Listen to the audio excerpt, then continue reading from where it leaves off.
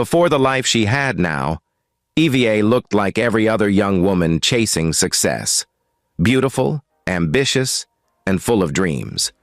But behind that quiet smile hid a secret so deep, it would one day come back to destroy everything she ever loved. It all began the day she sold her own eggs for money, a desperate decision she thought would solve her problems. But instead, it marked the beginning of her greatest pain. It proved that one wrong choice can echo for a lifetime. And sometimes the secret you bury the deepest is the one that ends up burying you in return.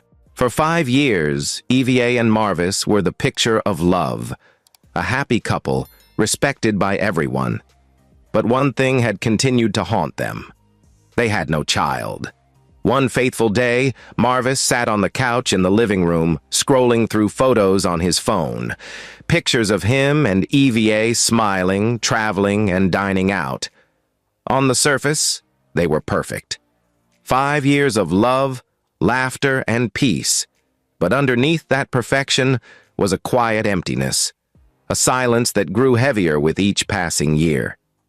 EVA wiped her hands on her apron and came out from the kitchen, smiling softly. "Dinner's almost ready," she said.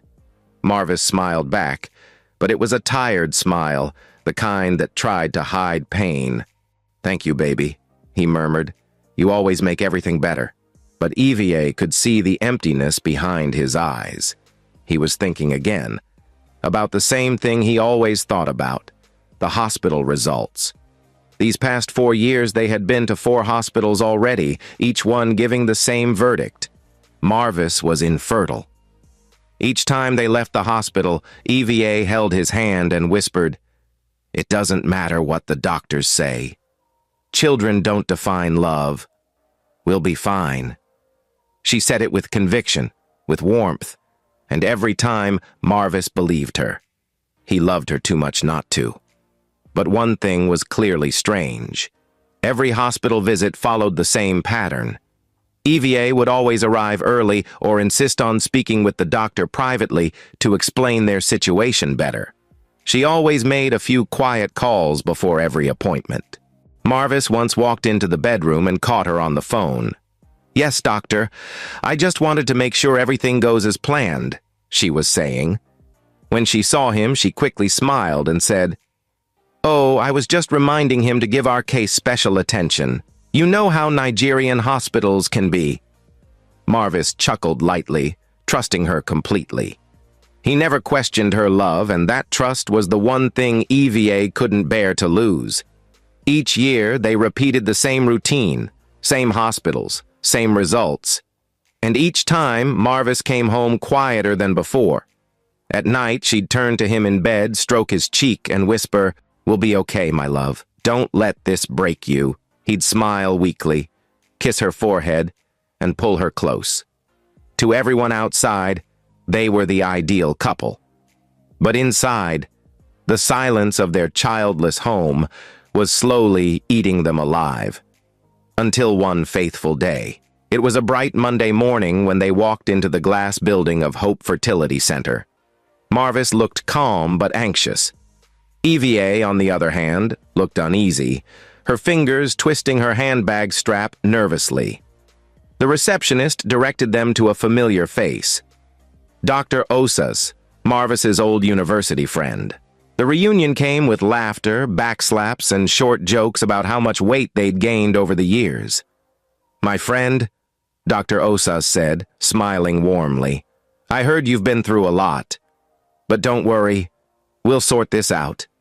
Marvis grinned. "I trust you, Osas. You're the only one I can believe now." They ran a series of tests that morning. Blood samples, scans, everything. Marvis tried to stay hopeful. A few hours later, Dr. Osas called him into his office first. His tone was calm, but his words landed like thunder. "Marvis, you're medically fine. Perfectly fine, in fact." Marvis blinked. "Wait, what?" "There's nothing wrong with you," the doctor repeated. "You're not infertile, Marvis." For a moment, Marvis just stared, stunned.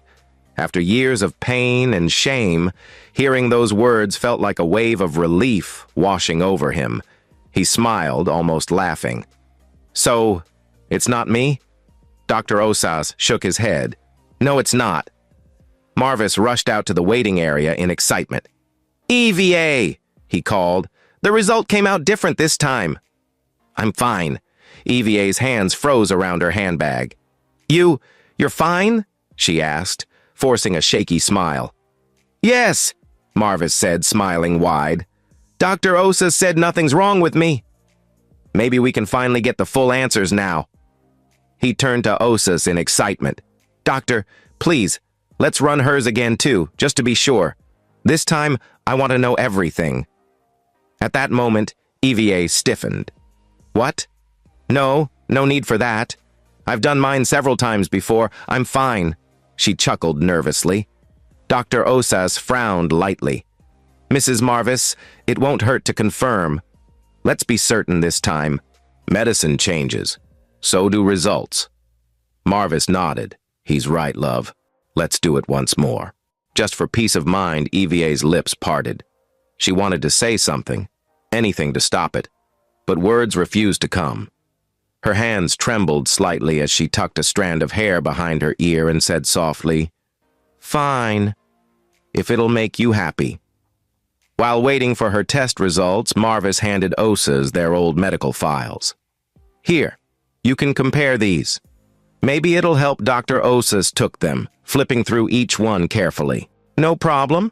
I'll study them while we wait." Hours passed. EVA sat on the chair outside the office, restless. She tapped her foot on the floor repeatedly, her heart beating faster than usual. When Marvis looked at her and asked if everything was okay, she smiled faintly. "I'm fine, just stressed." When the nurse finally came to call them in, EVA's palms were wet. Inside, Dr. Osas's face was unreadable. He handed them the new results slowly. "Marvis," he said gently, "you're perfectly fine, but—" He paused, looking at EVA. "Your wife's result shows something else." Marvis frowned. "Something else? What do you mean?" Osas took a deep breath. "EVA, your womb has been damaged. Severely. It shows signs of surgical scars, particularly around your ovaries. From the results, it appears the damage came from an operation done to extract eggs." EVA's eyes widened. No, that's not true." Dr. Osas continued calmly. "If you've ever sold or donated eggs before, it would explain this. But if you haven't, it means someone operated on you without your consent. Which would be very strange." Marvis turned to her, confused. "Egg removal?" "EVA, what's he talking about?" She stammered, looking down. I don't know. I never did anything like that." Osas sighed deeply. "Then there's something you need to know. I looked through all your previous hospital reports, the ones you gave me earlier. They're all fake. The results were edited. None of those hospitals actually conducted those tests, and at that moment, silence filled the room. Marvis froze. His breath caught in his throat. Every memory, every hospital visit, every comforting word she'd said replayed in his head. But now they sounded different and darker. He turned slowly to his wife. "EVA, is it true?" She didn't answer. Her eyes glistened with tears as her hands shook uncontrollably. "Tell me it's not true," Marvis whispered, his voice breaking. Tears rolled down her cheeks. She couldn't. And in that heavy silence, Marvis finally understood everything. The calls, the private talks, the doctor she'd reminded to handle their case with care. He had been living in a lie. The truth hit him like a knife to the chest. His knees felt weak, his heart heavy. He looked at her one last time, and though he said nothing, the pain in his eyes said it all. Before the marriage, before the smiles, and before the lies, there was a different EVA. She was a young woman of 24, living in a single room in Benin City, working as a receptionist in a small hotel. Her salary barely covered her transport fare, much less her food or bills. She lived a quiet, struggling life. the kind that made you question whether hard work really paid. Every morning, she woke up tired from the night before. She'd walk to work under the sun, clutching her old handbag, her shoes and palms almost tearing at the edge. Her boss shouted at her daily, customers insulted her, and every month she found herself in debt again. But her friends were living a completely different life. They wore expensive wigs, carried designer handbags, and posted photos in hotels she could only dream of entering. On Friday nights, they went to clubs and lounges. On weekends, they traveled to Lagos or Abuja for business. Each time EVA scrolled through Instagram and saw them flaunting cash, cars, and clothes, her chest tightened. She couldn't understand how they made so much money, yet none of them had an office job. One evening after work, as she sat in a small buka with one of her friends, Cynthia, she finally asked the question that had been burning inside her. "Babe," EVA said softly, stirring her drink, "please tell me the truth. How do you girls make this kind of money?" Cynthia laughed, tossing her long braided hair over her shoulder. "EVA, you're still depending on that small job of yours? You'll die poor. We hustle differently." EVA frowned, unsure if Cynthia was joking. "Hustle how? Or are you girls into hookups?" Cynthia smirked. "Hookups? This one is different." She leaned closer and whispered, "If you're ready, I'll tell you." At first, EVA laughed. She didn't take her seriously, but a few weeks later, her life crumbled.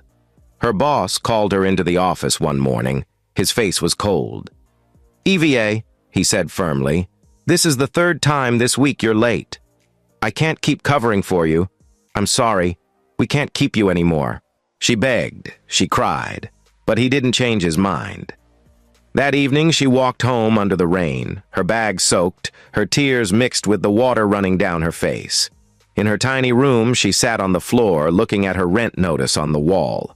She had no savings, no job, and nowhere to turn.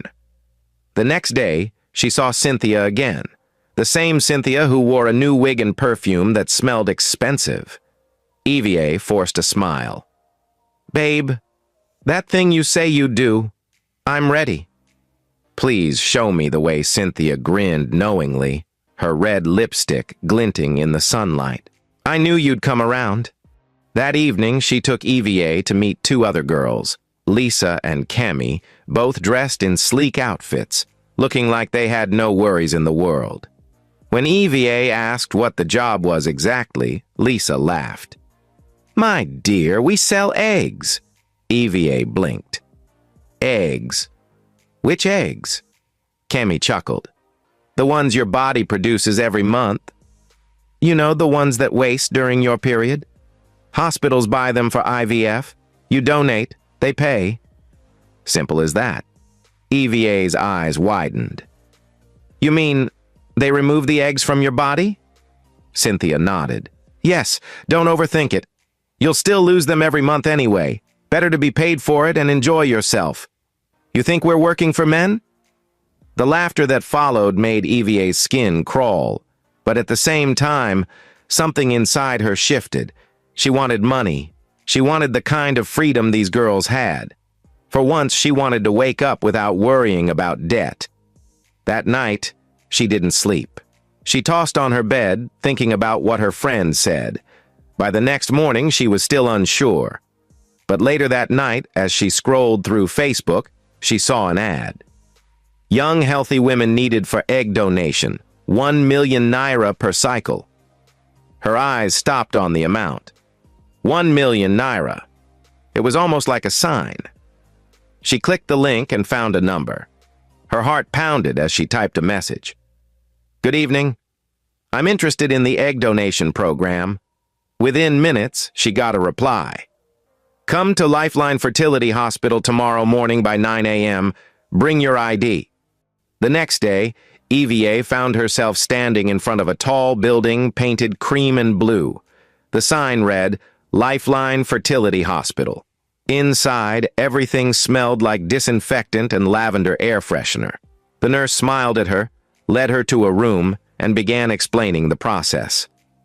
"You'll take hormone injections for a few days," the nurse said. to help your body produce more eggs.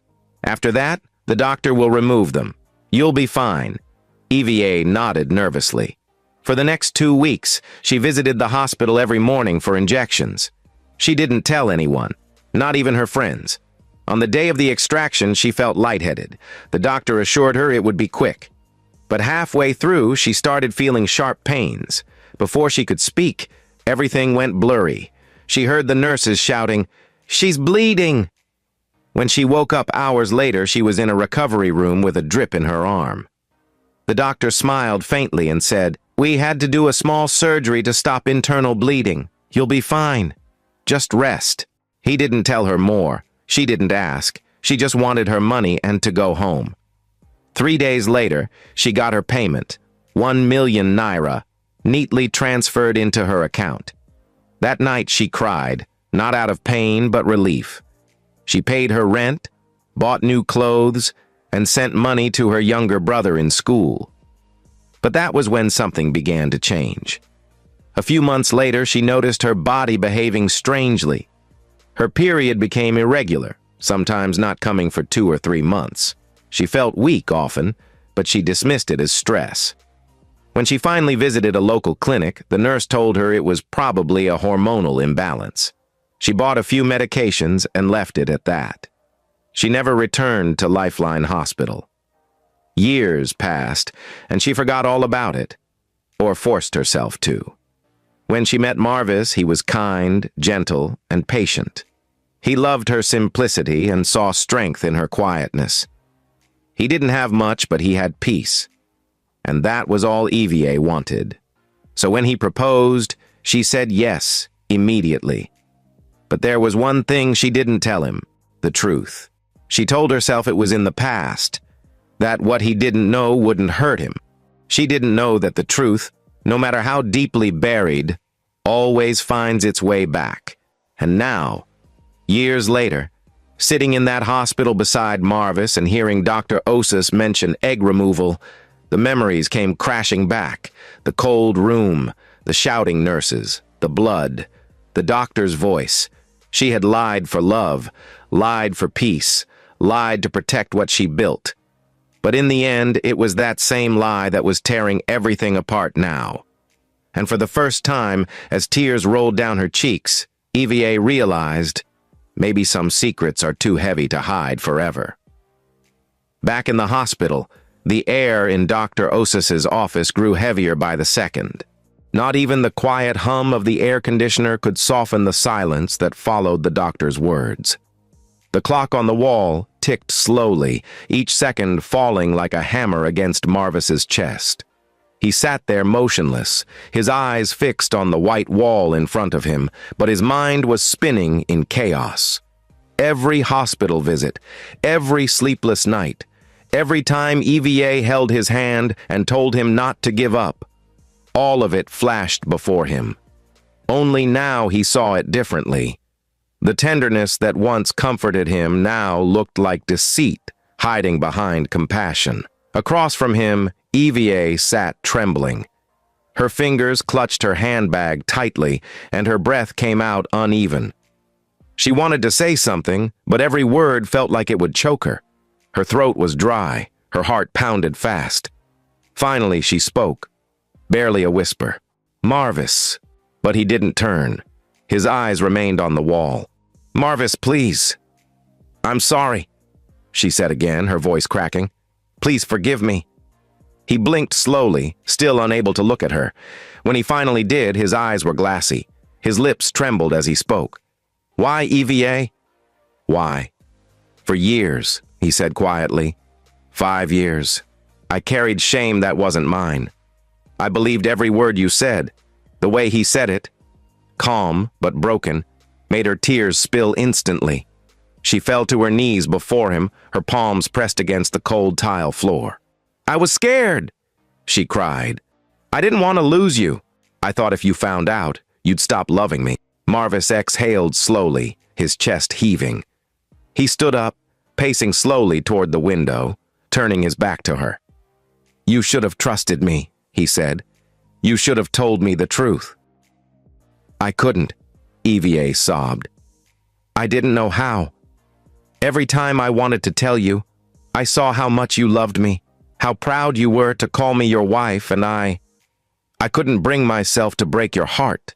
Dr. Osas, sensing the storm brewing in the room, quietly excused himself.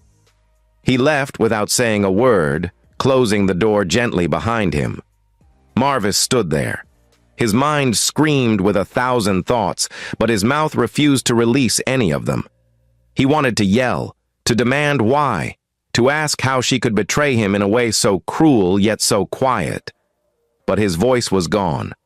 All that came out was pain. He stared at her for a long time. His breathing was unsteady now. The woman kneeling before him looked nothing like the wife he once thought he knew. She looked smaller, fragile, but not because of weakness, because of guilt. After a long silence, he finally said in a low tone, "You didn't just destroy yourself, EVA. You destroyed us." Those words hit her harder than any shout ever could. She bowed her head. Her sobs echoed in the quiet office. For several minutes, neither of them moved. Marvis wiped his eyes quickly, trying to steady his breath. He wanted to hate her, but something inside wouldn't let him. He wanted to walk out, but his legs wouldn't move. All the pain he carried, all the humiliation, all the wasted years, they sat inside him like a storm he couldn't release. Finally, he picked up his car key from the table and told her they needed to leave. EVA didn't move. She couldn't even look at him. When she finally stood, her knees were shaking. She followed him out silently, each step heavier than the last.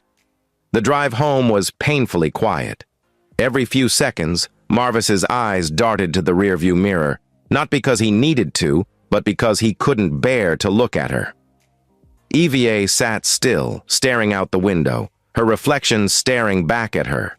Her chest ached, not just from guilt, but from the fear that she might have lost the only man who ever truly loved her. By the time they drove in, Marvis sighed heavily, running his hand over his face. His heart felt split in two, one part screaming to walk away, the other refusing to let go.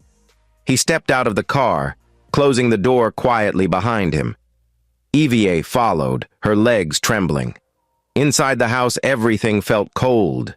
The photos on the wall of their wedding day, their vacations, their smiles, suddenly looked like strangers pretending to be happy.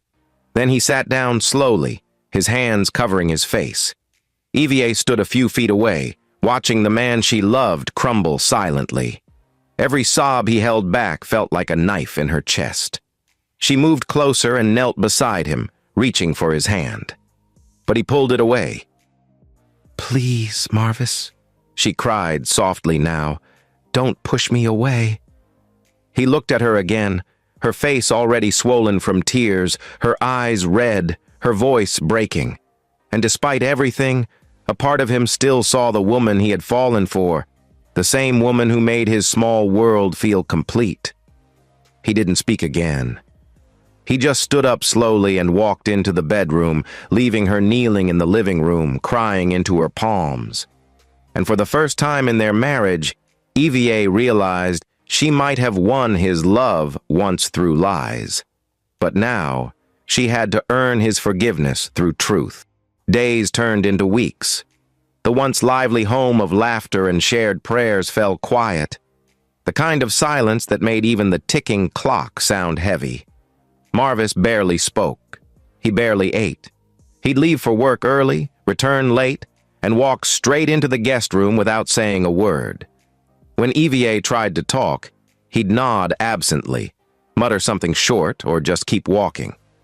The atmosphere between them felt like standing on shattered glass. One wrong word, and everything could bleed again. EVA cooked his meals, left them on the table, but he rarely touched them. Sometimes, she'd sit outside their balcony long after midnight, staring into the dark street, whispering to herself. She didn't blame him for the silence. She deserved it. But the guilt was eating her alive. One morning, a familiar knock came at their door. When she opened it, Dr. Osas stood there, holding a file and wearing his usual warm but serious expression. "Good morning, Mrs. Marvis," he said softly. Is your husband home? She nodded and stepped aside. Yes, doctor. Please come in. That moment, Marvis appeared from the hallway, looking drained but composed. Osas, he greeted in a low voice. The doctor smiled faintly. I came to check on you two. Mind if we talk? Why not? Please, come take a seat, Marvis said with a calm smile. They sat. EVA stayed a few steps away, her hands clasped nervously. Osas looked between them, then said gently, Marvis, I know what you're feeling. Betrayal burns deep, especially from someone you love. But pain doesn't heal by starving it. It heals by facing it. Marvis said nothing. Osas leaned forward and continued. You can hate her or help her, but either way, this pain won't leave if you let it rot inside. It'll eat you both. Marvis sighed, rubbing his forehead. His voice was hoarse when he finally spoke. Osas, it's not that easy. Every time I look at her, I remember the lies and the secrets. I remember how she let me believe I was broken. Osas nodded. Yes, and you have every right to feel that way. But look at her. They both turned toward EVA. She stood quietly, her face streaked with silent tears. She's already broken, Marvis, Osas said softly. You can't punish a wound by cutting it deeper. Marvis's jaw tightened. He didn't respond, but something in his eyes softened. Just slightly. When Osas stood to leave, he placed a hand on Marvis's shoulder. If you ever want to talk, you know where to find me. After he left, the house was silent again. That night, Marvis sat in the living room staring at the lamp. EVA approached slowly and knelt beside him.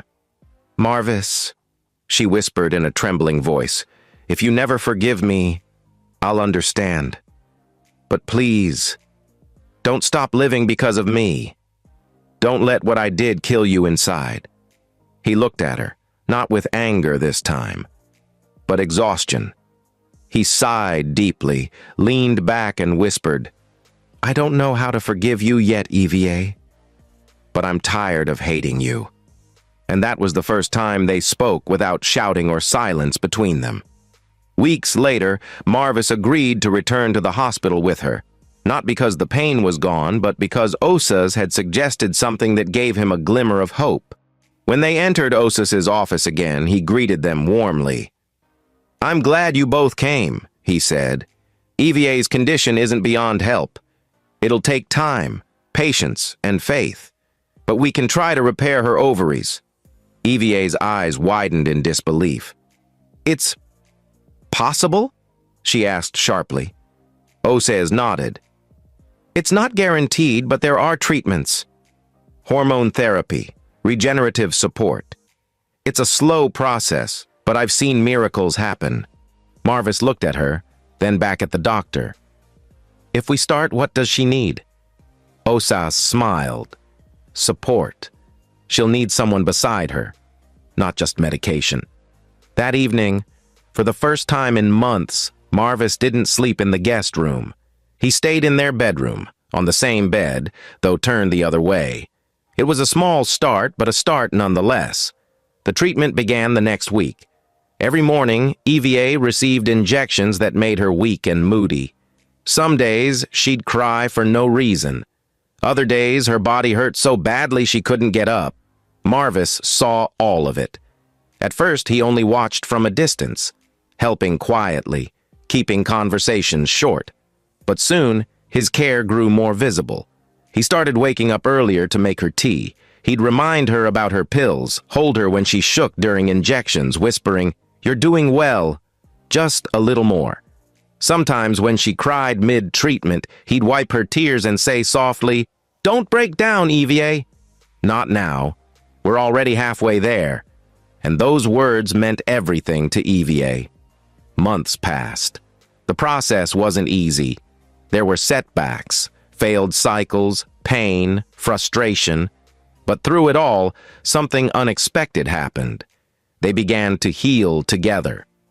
The bitterness faded slowly, replaced by quiet empathy. The house that once echoed with silence began to fill again. This time with calm conversations, laughter here and there, and shared prayers before bed. One faithful afternoon, nearly 9 months after they began the treatment, they visited the hospital again for a final checkup.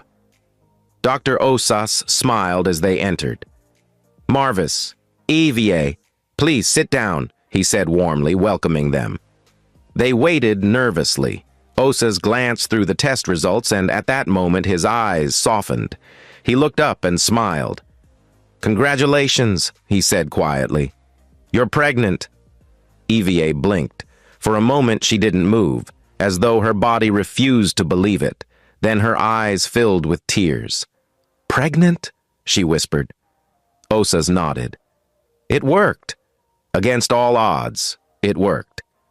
EVA covered her mouth with her hands. Tears rolled down freely. Marvis just sat still, stunned. His lips parted. His eyes blinked rapidly, as if to make sure he wasn't dreaming. Then, slowly, he stood up and walked toward Osas's desk. And when the truth sank in, he turned to EVA and broke down completely. He pulled her into his arms and wept, not out of sadness but gratitude. "After everything," he whispered shakily, holding her tight. "After all we've been through, we made it." "Yes, and thank you," EVA cried, sobbing against his chest. "Thank you for not giving up on me." He smiled weakly through his tears. "You didn't give up either." "I guess that's what love really means." Osas watched quietly, smiling.